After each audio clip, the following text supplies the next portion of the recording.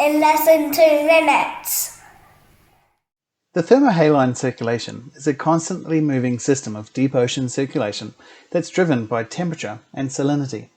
Thermo is to do with temperature, and haline is halinity, or the salinity of the ocean. The thermohaline circulation is also known as the global ocean conveyor. It moves heat, oxygen, and nutrients around the globe. The basic idea of the thermohaline circulation is that cold, salty water is dense and sinks to the bottom of the ocean, whilst warm, less salty water is less dense and rises to the surface. The ocean conveyor gets its start in the Norwegian Sea, at the top of the North Atlantic Ocean.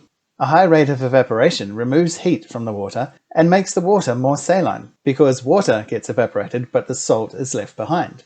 The seawater is now cooler and more saline. Both of these factors make the water more dense, causing it to sink to the bottom of the ocean. This sinking water is the largest waterfall on the planet. The cold, salty water moves south, hugging along the seabed all the way down to Antarctica. Here the current turns eastward, flowing around the continent.